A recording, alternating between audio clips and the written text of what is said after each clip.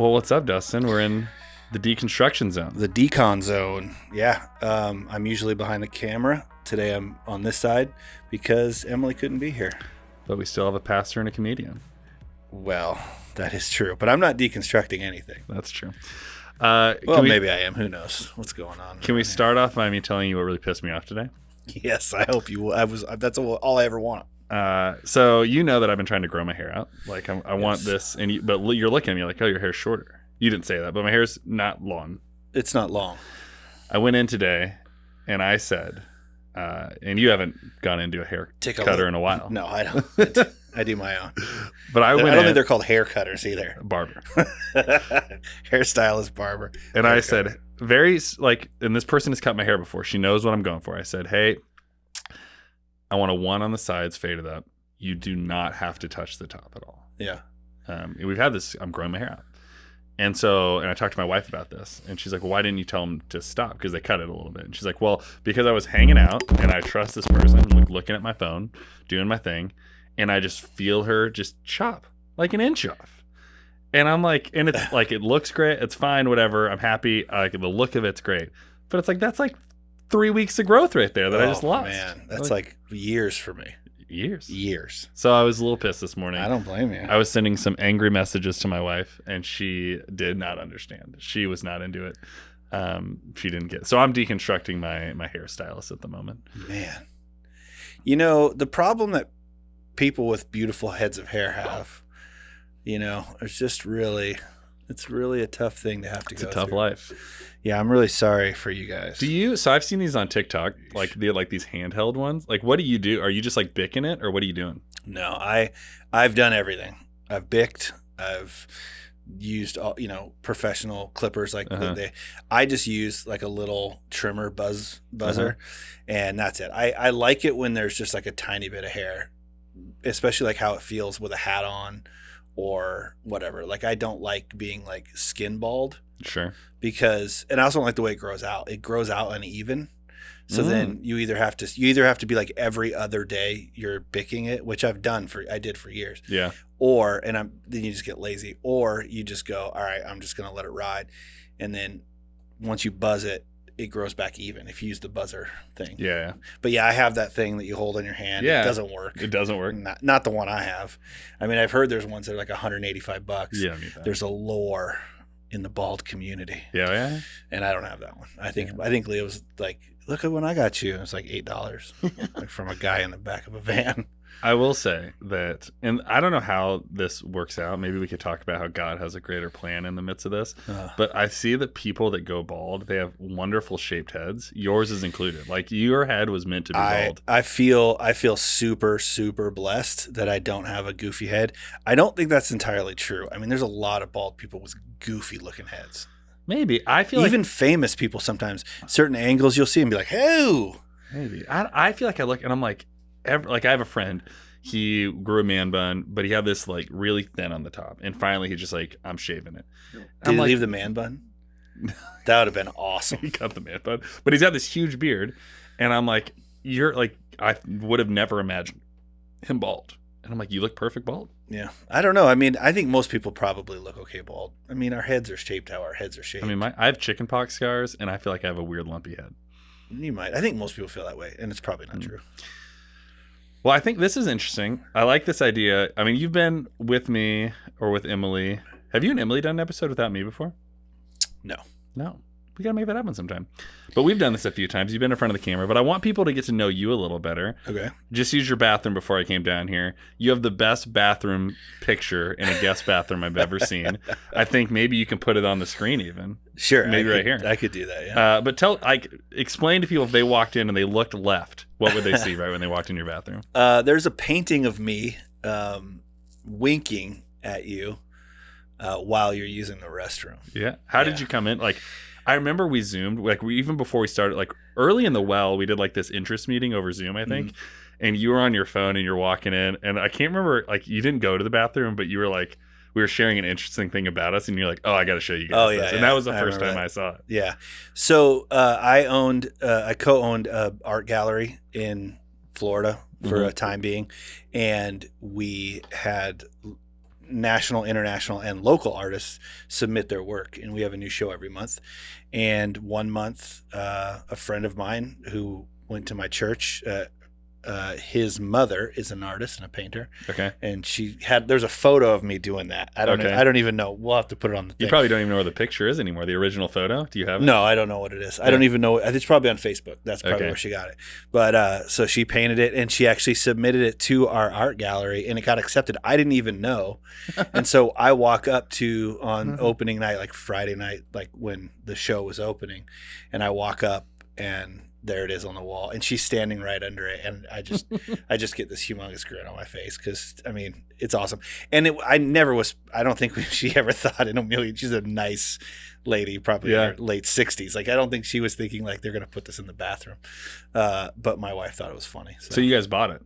No, she gave it. Gave it to you. Yeah. That's cool. How long did you do the art gallery thing for? Years. Yeah. Yeah. Yep. It was fun. I mean, it was one of many little. We always have little things, little projects we're working on. Yeah. Like this. Yeah. This is in my basement. In your basement. Yeah. Well, so usually, like, I mean, you know this because you're watching all these, but maybe someone's listening for the first time, for the first time. Like, we've made a rhythm. Like, we check in with Emily because this kind of follows her deconstruction journey, but she's not here today, and so. We're not gonna do that, but I thought what an interesting thing to do instead of that, because you have been a part of this journey from the beginning, and you've been kind of open about like, hey, where is this gonna go? Like, am I totally into this? Like, I remember the first time we did it, like you were pumped because we were friends to get to do this, and we become better friends since doing this. Sure. But I think you were like, I'm not exactly sure what this is gonna be. Yeah. And so I would just be interested, like we're at episode 50 today. We're about to hit our year. And I'm almost 50 years old. You're almost 50, Yeah. which is, are you 49? I'll be 49 in August. Okay. Well, happy almost birthday. Thank you. So we're getting closer. Like we're hitting benchmarks right now. Like just a few months ago or weeks ago, we had a year from like our first pre-production meeting. I think this week was the week we recorded like 3 of our first episodes. And then they came out here in a couple of weeks. It'll be a year from when they started coming out. Yeah. And so I just would be interested to see that's quite an accomplishment. Yeah, I remember us talking early on, like, is this going to go, like, how long are we going to do this? We weren't even sure if we were going to go weekly. So to go 52 consecutive weeks it's incredible. Is pretty wild. I mean, we even talked about not recording today and maybe taking a break, but like I want to keep the train moving. Let's keep, I mean, you got momentum. So I'd be interested, like, from 50 weeks in the can now, like from where you were to when I first like pitched this idea to you, to where you are now. Like, what has been the most interesting thing, most enlightening thing, biggest shift, surprising, any of stuff like that? Well, I mean, for starters, I didn't really know if I could get on board with the concept. Yeah. You are more liberal than I am. I'm more conservative. But at the same time, I'm always learning. I'm open to hearing people's thoughts and opinions and feelings. And I think that we should all like act like Jesus. And I'm pretty rebellious in and I was a pastor for 25 years. And in that time, I was usually in some sort of trouble, or I'd irked someone, or I'd said something I wasn't supposed to. But I generally like that Jesus was rebellious, and that he would do the opposite thing that the religious people really wanted him to do. And so I think that was when you pitched this to me, even though I was kind of like, I'm not really sure. I felt like it was really cool that a pastor would walk along someone who didn't maybe have the same belief system, values. Like, I'm not saying Emily doesn't, but like if somebody comes to to a pastor and says, hey, I don't want to do this anymore. I've been doing this my whole life. I don't want to do this anymore. It's not my thing. Yeah. You want to hang out and talk about how I don't want to do this anymore? Right. Generally not like a good use of that pastor's time or whatever. And so like, to me, it was, I was like, I don't know, but I thought that was cool that you would say, yeah, you know what? If this person's going to walk away from this thing that they've believed their whole life and have really dedicated themselves to entirely, if they're going to do that, I'd like to walk alongside them just so that they remember. You didn't say this to me, but this was my perception.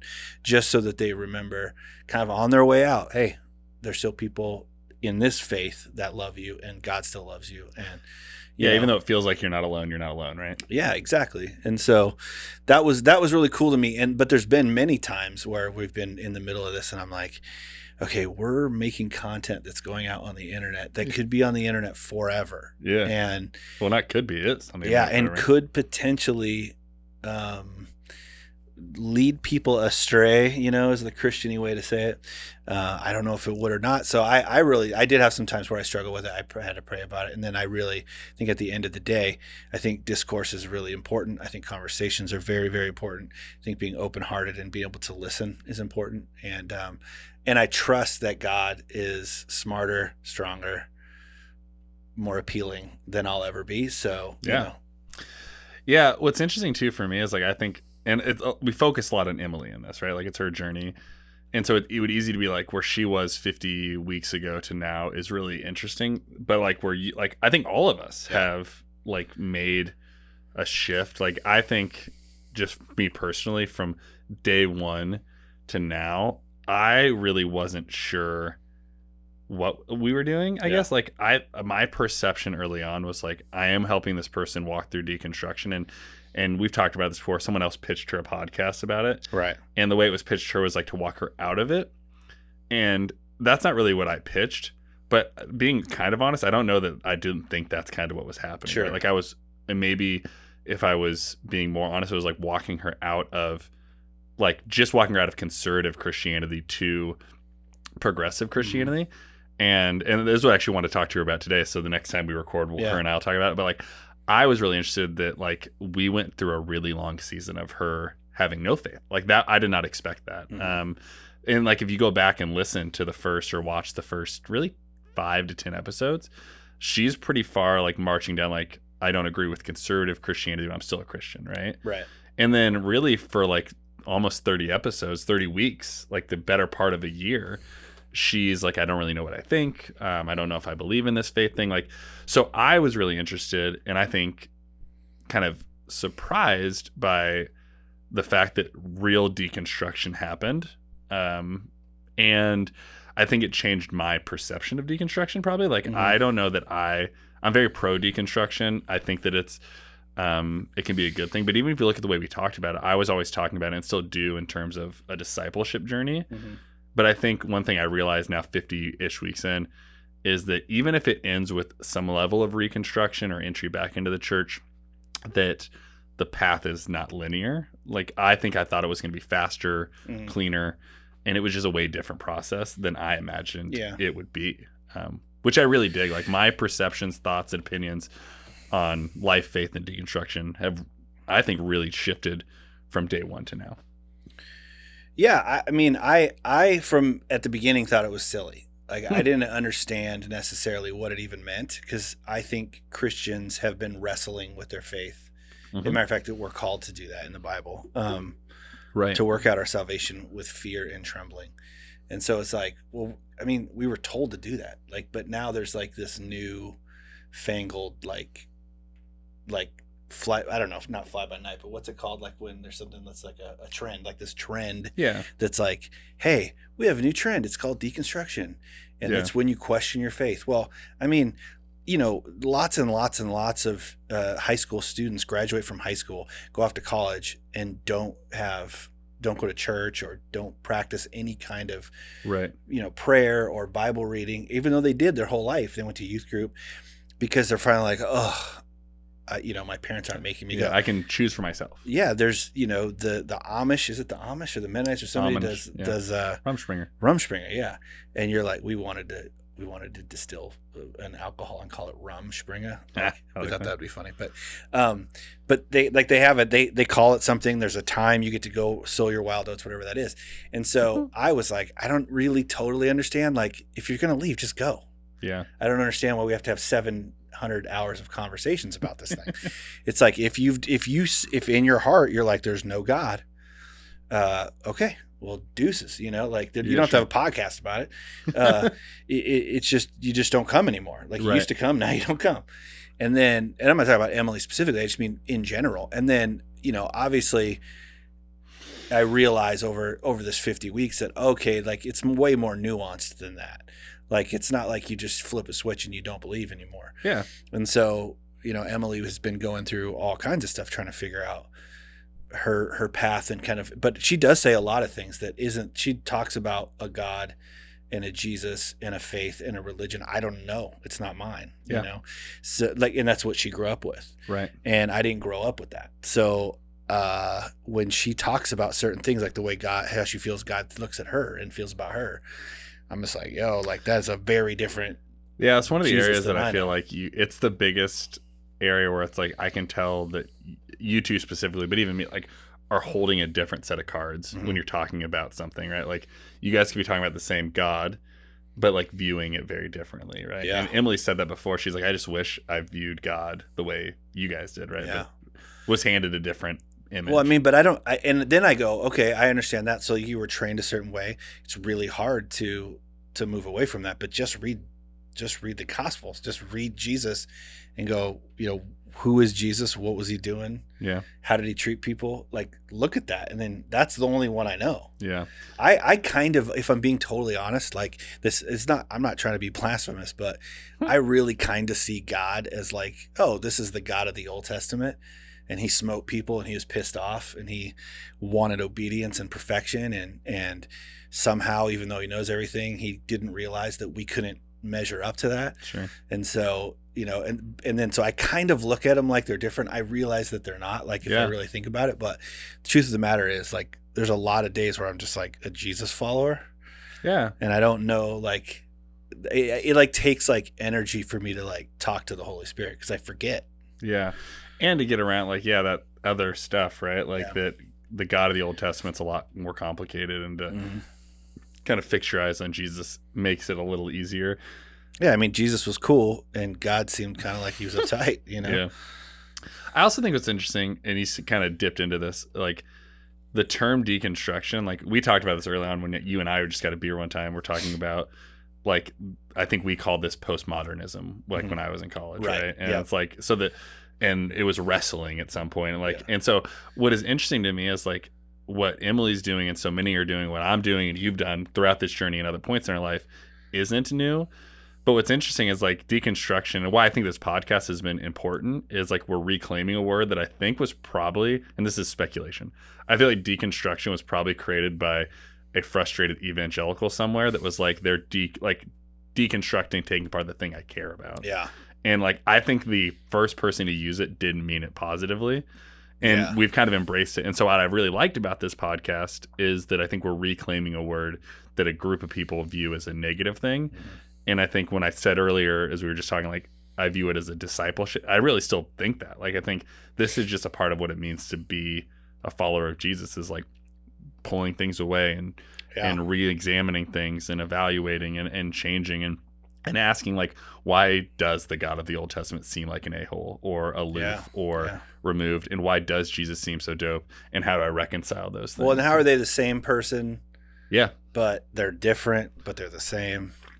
It's almost like multiple personalities, Yeah. I can be a real jerk sometimes to my family, but I can also love them really well. How can I do both those things? Well, but then again, God doesn't have the same kind of whims and bad attitudes and bad days and wake up on the wrong side of the beds as I do. So it's all very, it's just all very interesting and confusing. And anybody that pretends like they got it all worked out is a liar. It's just not true. I mean, the deepest theologians, you read these people who have studied the Greek and the Hebrew, everything, and it's cool, man. It's cool to listen to them, and it's cool to hear, how they talk about specific verses and letters, in the Bible and passages, and how they're written in specific poetic language. And we don't really talk about that much. Did you listen to my sermon this last Sunday? No, because you didn't send it to me so I could edit it. So I just talked a little bit about that last Sunday. Yeah. So it's interesting stuff. Yeah. And if we don't have the right context, all we have is face value. And if you're a person who believes that the Bible, is infallible, or is written and you're supposed to just read it as is and you're supposed to be able to understand it, I think context is important. Yeah. Well, yeah. Well, being joking aside, that's a little bit I talked about this Sunday. Is this idea? Someone commented on our TikTok, and we're in a series right now at the Well, called the comment section. We're looking at comments, and one of the comments was a church that doesn't believe in the Bible isn't a church at all, or something like that. And so I was like, well, that's a loaded comment. And so there's two real things under that. I was like, what is a church, and what does it mean to have a high value of Scripture? Talked a little about the church, but when I talked about the Bible, I was like, this is a amalgamation of poetic literature, historical literature, wisdom literature, like all of these different things. So it's not like a start to finish novel. Right. It's not a history book. Yeah. It's not all poetry, right? And so it's like you kind of have to take it for what it is. And then when you read 66 books consecutively, to pull it out and be like, what did I get out of the whole thing? Right. But we read it kind of like it's a novel. And it's just, which is so funny because it's not chronologically in order. No. It contradicts itself. It's been written by a lot of different authors. A lot of different authors. It's equally, I'm going to say this and it's going to sound heretical, but it's equal parts not reliable and reliable, right? Like it's like the fact that there's contradictions in it like makes it unreliable, but then you're like it's reliable because it was breathed by the Holy Spirit, right? Like it was inspired by God. Well, and then some people argue that there's not contradictions. They can all become explained, and then they deep dive it and try to figure out how to explain each nuance and thing. And then I just go, yeah, but then do you trust God? Like, do you trust that? Like, that's what faith is. Yeah. If you have to understand it all, be able to explain it all, and how everything works out. Oh, the numbers game for like this. Oh, well, there's no way that Bethlehem and the star and the, you're like, I don't know, man. I'm not a scientist. Like, and I don't know what. Like, was Jonah real? Was it just a metaphor? Honestly, at the end of the day, it doesn't matter to me. You know, Job, all that stuff. Like, did it happen or was it a story? Well, Jesus is constantly just telling stories. Right. And they didn't happen. They're just stories. Isn't that an interesting thing to consider? It's like he never once was like, let me tell you a real story about a real, like maybe he did, I'm forgetting, but most of them were like, here are fake stories about fake people to preach to an end. Well, because you're a moron and you're not going to understand it if I explained it like at the level I can explain it. Yeah. But because you can't understand it, I'm just going to tell this cartoon story like you're watching the Flintstones on Sunday morning eating your cereal, and you're going to get it. And then when you get it, you're going to go, oh, okay. Jesus wants me to be like this to other people or whatever. And that's what it's also a sign of like Jesus being really culturally relevant, right? Because he's telling stories to people about in cartoon easy versions, but about characters that in situations they really relate to. Yeah. But now like we're in 2023 and we're like, but we can't do that now. Like we couldn't make things relevant and like tell a story in a way that makes sense to us. Right. And I just think it's really, because it's like if Jesus is the first preacher or the preacher Christians model themselves after, right? Yeah. It's like he was a storyteller. Yeah. Based in eternal truths with fictitious stories. Yeah. I love, there's nothing about you. He's the bee's knees. He's the man. Yeah. Cat's pajamas. You said something that sparked something that I was thinking about a second ago. Like, so I think it was last week or two, I was talking about reading The Problem of Pain, by C.S. Lewis. But one of the things he talks about really early on is like, he's kind of self-deprecating, but essentially like, I'm not a deep theologian. Like, I'm going, and I think, and he is, but I think, and I don't think it was false humility. I think he was like so reverent to like the complexity of theology in Scripture. And I think sometimes, and I fall in this trap too. I'm like, well, I'm seminary trained and I can look at the Greek lexicon, I'm like, blah, blah, blah, blah, blah. And it's like, if we had a little more like humility about like, I'm just not going to know all the answers to this, and I'm going to try my best to use my human brain to comprehend this, but there's still going to be gaps. I wonder like how much healthier our theology would be if it wasn't so ultimate and static, Yeah, I mean, because Jesus was human. He was human. Like he had human, like he felt the feelings. He grieved, he loved, he did all those things. And I think that that's part of it. I mean, for him to come here and express himself the way that he did, it's the pinnacle. There's not like every theologian should be more like him. Every theologian should be like Bob Goff, in my opinion. Yeah. It's like, here's a guy who is incredibly approachable, incredibly loving, incredibly like inclusive. And yet at the same time, like, he does that I used to think Now I think, and they're all, that's just like how Jesus, like it's so how Jesus would have been. Yeah, you heard it this way, but I still Right. do this Yeah, way. exactly. And he's just doing that over, of course he's doing it on purpose because he's friggin' genius. He's very brilliant. But it's just one of those things where you're like, yeah, I want to be friends with Popkov. And I think that's what people probably felt about Jesus. That's why the crowds came from all over the place. Yeah. And no one really like is beating down the door at the Bryson house to be friends with me. You know what I mean? So like how do we as human beings be those kinds of people? Even if it's just a one person, or the neighbor or people at work, you know. I recently had a friend from Austin when we lived there write a post about Leah and my wife and I, and just like it was like they saw a memory and they reshared it, and then they expressed how they felt about a time that was very, very difficult for her and how we kind of showed up for her. And this is not a humble brag. This was, I read it and I almost started crying because that's probably the last time, and it was like 9 years ago that I did something like that. I feel like that warranted that kind of kindness back to me, you know. And I'm like, geez, like I gotta step up the game. Yeah, I think about that a lot because Emily's called me out a few times on here about like agenda driven friendship, if that makes, like when I'm talking about like friending people and like my agenda or whatever. And I don't always agree with her pushback, but I do think it's an interesting at the core of it. I do actually really agree with where she comes from. It's like if we were just like better friends, like if more people were beating down our doors to come to us or sharing those things, like what you did in this moment was so next level that it like changed the way I saw you and how to treat other people. Like my faith, I think Jesus really matters, all that kind of stuff. And I really do not befriend people to share that with them, but I care about it so much I want to share it with people. I think you agree with me on that.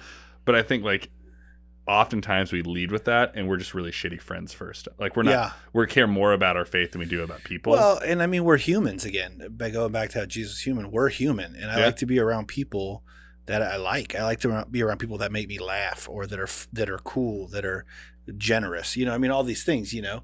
And there was a long time when I was working in ministry where it seems like every weirdo like wanted to be my best friend. Yeah. And isn't that a trip?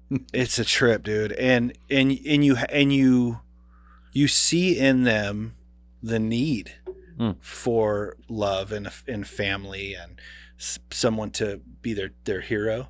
But I mean, I really am convinced you can only do that with like 3 people, maybe 6. Like Jesus had 12 imbeciles, you know, and it's like, how do I do that? I've got a family of 3, son, wife, daughter, and you know, those are my 3, and I pour into them, and I don't know if you have more time and energy than that, how do you do it? Yeah. So I had not planned to talk about this, but it just popped in my mind as I was thinking about like, just for lack of a better term, like relational evangelism or just being good friends to people and creating compelling spaces. One of the things that you and I agree on, among other things, but like I think you and I are like, hey, people use the term third space, but like just creating spaces people want to hang out and be friends, and like, hey, if faith comes up, it comes up, right? Or if someone's just like, hey, I want to share how I'm struggling with the diagnosis or my marriage or whatever, like, and you do that really well for other men. And I was thinking like the Burbs in particular, though I don't think only men can, like anyone can join. Anyone can come, but it's all guys right now, at least. Mostly. I mean, there'll be a female or 2 show up. Yeah. But I just thought like, and you don't have to pay for this ad, but I think like, so the Burbs is such a dope idea. And I think it has nothing to do with faith. At least I don't think it has anything to do with faith, but you're creating a space for like a group of people that maybe are not hanging out with anyone else around a common affinity, but like are just building friendships. Right.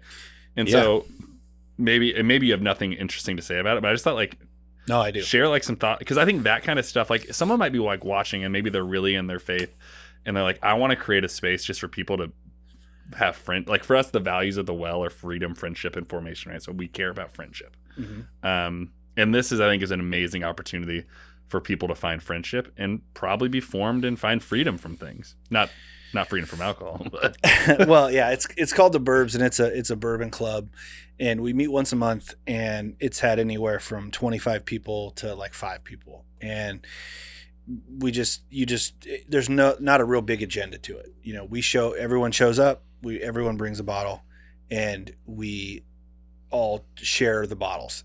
Now, let me tell you, we use Lee Glencairns because after the very first one, we realized we couldn't use full-size Glencairns because people were pouring like they were at home. Right. It's not even about bourbon. It's not. I mean, it kind of you guys is. share a lot of bottles, so if you were doing full pours, you guys would be blasted by the end of this. Oh right? yeah. No. Yeah, like we Glencairns are tiny, and we only put a splash in because we have a huge bar, over 100 bottles in the bar. Yeah. So they can go to the bar after they're done. So it's not about consumption. It's about really like the education of bourbon. What's on the nose, what's on the palate, like what are you tasting, what's the mash bill. And if you're not into bourbon, totally fine. You can go to the Burbs. We have a podcast. Yeah, are you guys still on TikTok and a podcast? We are, but we haven't done it in a bit because we're getting ready to open this retro arcade. So we've been really busy, but we'll get back to it. And we are opening the Burbs as a restaurant, so as well. So that's been really making us busy. But all that to say, my company is a company that is dedicated to community, and it's called Public Art Company. We started the company with the word public in it because a public house is a pub, and pubs are where people who gather Monday through Saturday that may also gather on Sunday at church, but it's their gathering space where they come together in the evenings. We've all seen Cheers or we know or Ted Lasso, that pub in Ted Lasso where those guys all go. The reason we started the Well at a brewery, right? Because it's where people hang out. It's where people hang out. And so what we wanted to do after I left church, and I didn't leave church, I just quit working full time in a church after the last church I planted. I wanted to still have I still wanted community. I still wanted to help build community. I still wanted to bring people together. And I'm actually found out I'm actually better at that than I think I was being a pastor, because like we did a comedy night, and we sold out the venue, and it was a big venue. So starting to do these things where people come together has become really important to me and my company. And so we started Burbs, and that thing has had many nights where there's no Jesus talk. Yeah. We've talked about everything under the sun, bourbon related, whiskey, families, relationship, whatever. But there has been some nights where you can tell that people are there that need to have a deeper conversation. And if they come to me, which this has happened a number of times, out with a cigar in the fire pit outside, being able to talk to people about like young men who have just gotten married. I've been married 21 years. So being able to explain it, young men who are just going to have babies, being able to say, hey, this is what you're going to experience. And they're scared a lot of times. So they're coming to me like, what should I do? Yeah. And so that's pretty neat. I mean, that's been a really neat thing for me. And I totally believe 100% that if you make friends with someone, eventually the deep stuff comes. Now, if you're like the most shallow person and you never do anything deep and they're I'm not saying I know a lot of shallow people. Yeah. And we all have shallow friendships, right? And we're also shallow in all our own ways. But like, if there's two of you and like the only thing that connects you is coffee, and you have a coffee hangout once a week and all you talk about is coffee, and you're not a person who's going to try to go past that, like, I don't know, man. Even then, if I'm being honest, there'll be a time when that other person shows up and you can just tell about something about their spirit, something about their demeanor. They're down. They're sad. Something's going on clearly. And then it's up to you as a believer to try to go deeper, to try to find out what's going on. How can you help? How can you be a shoulder to cry on, or a friend, or whatever, in another way and in a deeper way. And man, I'll tell you, I just time after time I get in my life, people have been like grateful. And the crazy thing about it is I don't even know what's going on in the moment. It's like, I don't know that the things that we're talking about or the way that we're loving on them, to me, it's just good. It's just fun. We're hanging out. Like I'm winning because you're here, Yeah. But then the way they see it is totally different. And I can't explain that outside of the fact that, you try to be kind to everybody. I'm a part of a group of guys called the Bateo Brothers. It's BETEO. It's from Bill and Ted's Excellent Adventure. Be excellent to each other, and so we're the Bateo boys. And I like that. Well, I think I was just thinking I think what you do with the Burbs is really cool, as a way to like create a third space of friendship that, like you said, can lead to those things. If someone wanted to find the Burbs, Yeah. When and where and how would they find it? Well, if you live in the greater St. Louis area, we meet on the second Sunday of the month at Fairheart, which is event space my wife runs. Yeah. 1100 South 2nd Street. North 2nd Street. North 2nd Street. Yeah. 1100 North 2nd Street in Frenchtown. And that's, or you can go to theburbsofficial.com. We're on YouTube. We have a show where we taste bourbon and we actually deep dive it. We talk about the distillery. The podcast is fun. Yeah. I've learned like a little bit about, like I only watch ones for ones I've had before. I should probably watch ones I've not had, but I might come to the next, even though I'm not drinking. I might come to the next one. This you guys Saturday, do cigars? Yeah, we've got some. We do them out back. Yeah. Okay. But this Saturday is 636 Day, and I know, and so we'll be there from 5 to 10, giving out free samples of bourbon and charcuterie, which is your restaurant, French right? word. That's the idea. Yeah. Open face sandwiches. It's an open face sandwich. That's right. Deconstructed sandwich. Oh yeah, deconstructing everything, huh? That's right. Yeah. Well, I think that stuff is cool. Like I really do. Like, I mean, our friendship is weird, and this I again didn't plan to think about this, but like I remember, I think the first time I met you was at it was called New Wineskins. The Gathering was hosting it at the Clayton site, and I remember I checked in. Have I told you a story before? I think so. I checked in, and there are two memorable things about it. One, you were running name tag check-in, and they weren't alphabetized.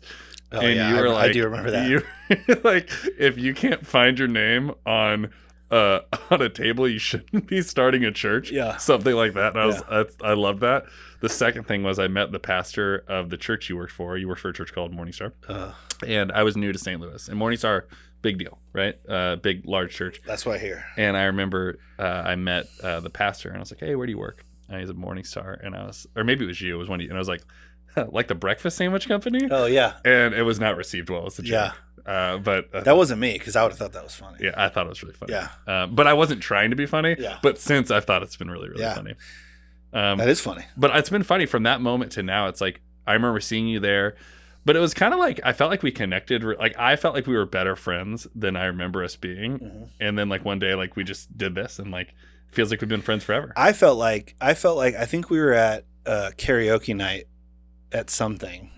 At the conference. Oh, in Springfield, probably? Yeah, that's true. I think that night was the night where I was like, I really like Danny. Like, Danny's a cool dude. I think that was like, I think every kind of relationship is like that. Yeah. Where it might happen right away. Lenny Kravitz, or Leonard as I like to call him, Leonard Kravitz comes into the room, and you're like, oh, that guy's cool. I want to be friends with that guy. Like, immediately. Other people, it's just different, and I think that for me, that was the night, and I can't remember why. Like, they had a DJ, I remember. Yeah, well, that was the night. That was back when like the Methodists used to go crazy in Springfield. They'd shut down, which I think is what we were laughing about, was like the fact that we were. Yeah, there are a lot of straight-laced people karaokeing hard. Listen. This next weekend, not this weekend, but the following weekend, is conference again. So I'm not going to say anything about Methodists because I have a table there. Yeah, table there. They're great. I'm trying to sell some more podcasting. That's funny. Or whatever. Yeah, well, I'm going to try to help you. So, no, I think they're great too. I just think I just have found it very interesting. The Midwest is different than the West Coast, where we're both from, and the Midwest, not just, I mean, Lutherans, like not just Methodists, but but denominations here are in a bubble, each of their own making, and then there is a hierarchy of coolness. Mm-hmm. Inside of, like, inside your I show up there, and just because I have a tattoo, like, I'm the coolest guy in the room, and I don't think that's true at all. I don't think I'm the coolest guy in the room, even close, and they don't really either. But it's just weird. I don't know. I coming from here, like, I remember when I moved from Portland to St. Louis, people were like, "You're a hipster." Yeah. And I was like, "You mean I come from a place where hipsters live?" Yeah. Like, but people called me that too, and I mean, I'm not a hipster, and I don't think you are. I think you're more athletic. I think but why? Because you have a beard, Yeah. I don't know. I mean, athleisure is my go-to. I'd be in sweatsuits all day if I could. Yeah, I'd be naked. Yeah, you would. But that's not appropriate. Could be. Yeah. Maybe in heaven. Yeah, that's interesting. But a rabbit trail for another day. Yes. So I think I want to wrap us up for today. Yeah, we're at 40, so. Oh, dang. Yeah. But I want to wrap up, even though Emily's not here. Do you have any recommendations? And I really only want to do this so that I can recommend that I went to the Shake Shack in Chesterfield and it was outrageously good. I got the cherry peppers on my double, and one of the great. I forgot how much I like Shake Shack. Yeah, and the one that was in St. Louis was like off Clayton Road and in Clayton or Ladue. It's like it's not only that, but like who's ever driving down 171 or whatever that like I'm never over there. Yeah. And I know a lot of people are, but I'm never over there. And so I had a meeting at the Caldi's in Chesterfield, and I was getting ready to come here, and I like was getting ready to turn on the highway. I was like, oh no, there's a shit, and I like cut across all the lanes of traffic, and I loved it. It was so good. Dude, so that's my recommendation. Yeah, Shake Shack is incredible. I've heard that there's talk that In-N-Out might be coming to Missouri. I think if Shake Shack can do well, In-N-Out can do well. I think Shake Shack, unpopular opinion, but maybe not because no one like it's a West Coast thing. I don't think In-N-Out's that good. I think Shake Shack's better than In-N-Out. You're crazy. You don't think Shake Shack's better than In-N-Out? No. In-N-Out are In-N-Out, and there's a place called PJ's or TJ's. I can't remember. PJ Terry's in Texas. Okay. That they're better. But I really like Shake Shack. I mean, don't get me wrong. I think In-N-Out's fine, but like I remember I grew up in Oregon. The closest one to Portland was Redding. It's an 11-hour drive. And I would, as a youth student, our youth group would take a once-a-year trip. We'd drive there, eat. We'd bring a couch. We'd put it in the parking lot, and then we would drive back. As a youth pastor, I would do that. Yeah. And then I remember, though, like I went there as a youth, and then I went to at this point, there were no Sonics, at least in Portland where I was.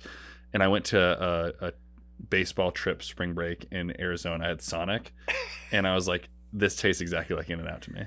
Oh, you're crazy. You and I could do a whole podcast about fast food, even though I know a lot more, as you can tell by my physique. Have you ever been to Dick's in Seattle?